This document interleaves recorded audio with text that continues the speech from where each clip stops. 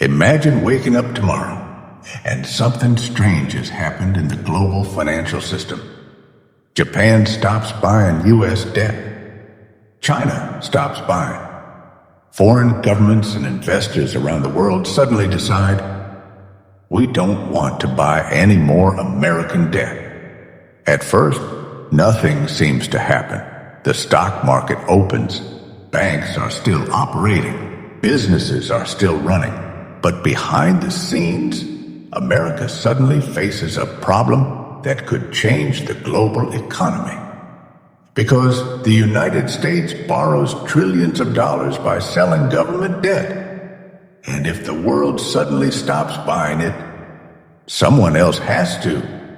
The question is, who? The United States government spends more money than it collects in taxes. To cover that gap, it borrows money. And one of the main ways it does that is by selling Treasury securities. For decades, investors around the world have treated U.S. Treasuries as one of the most important safe haven assets in global finance. Foreign governments buy them. Banks buy them. Pension funds buy them. Institutional investors buy them. But now imagine that foreign demand suddenly disappears. Here's the important part. Countries don't even need to sell everything they already own. They simply stop buying new U.S. debt. And that alone could create a massive chain reaction. The first problem, interest rates. The first domino would likely appear in the bond market. Think about it. If the U.S. government needs to borrow money, but fewer investors want to lend it, the government may have to offer a better deal. In other words, higher interest rates. And higher Treasury yields don't stay inside Washington. They spread through the entire financial system. Mortgage rates can rise.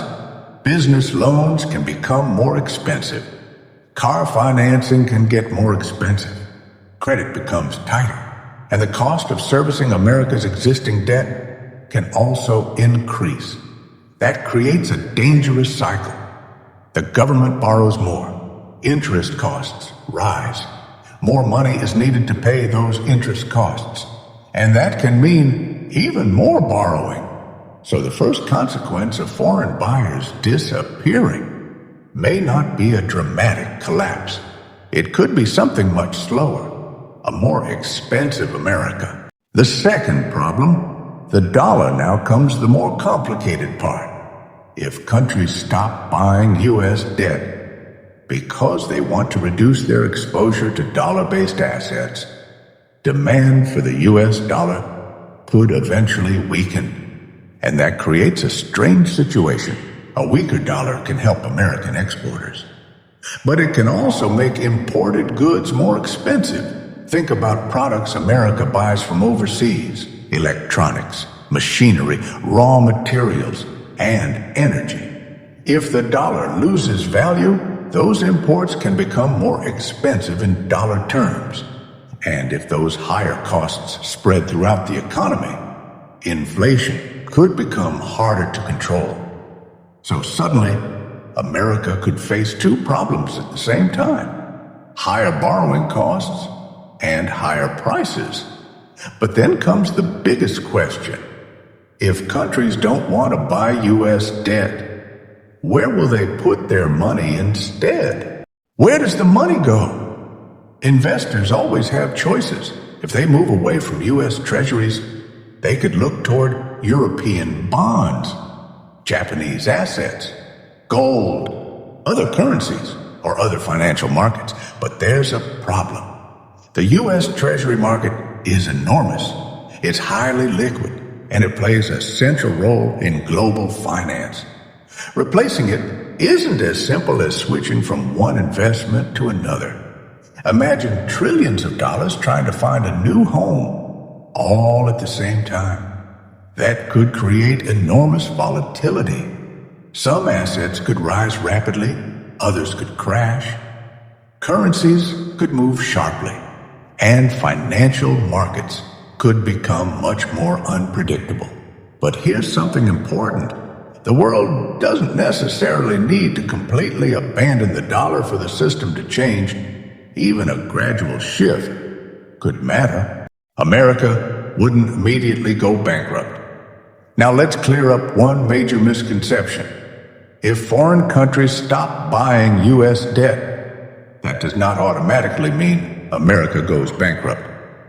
The U.S. government can still borrow from domestic investors, American banks, pension funds, insurance companies, investment funds, and individual investors.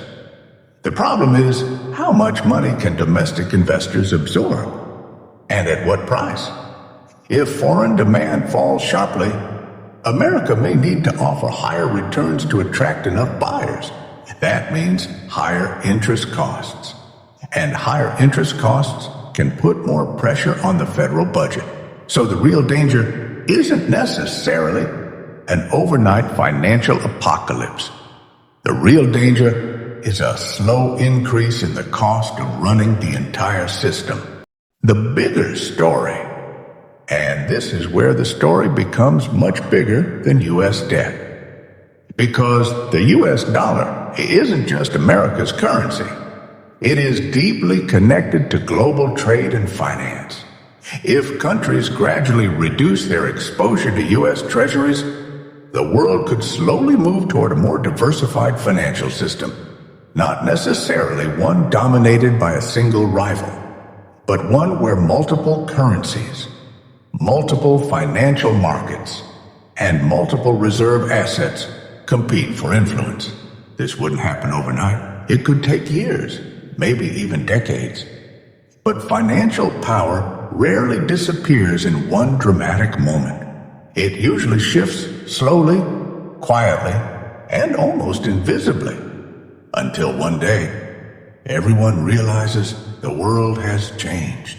So, what really happens if countries stop buying U.S. debt? The answer isn't necessarily America collapses. The bigger risk is more complicated. Borrowing could become more expensive. Interest costs could rise. The dollar could face greater pressure, and the global financial system could slowly begin to change. Because the real question isn't, can America survive without foreign buyers? The real question is, what happens to the world when those buyers decide to look somewhere else? The global financial system is changing faster than most people realize, and the next major financial shift may not begin with a stock market crash. It may begin with something much quieter. A buyer simply deciding, I'm not buying anymore. If you want to understand the financial forces shaping America's future, subscribe, because the next story could be even bigger.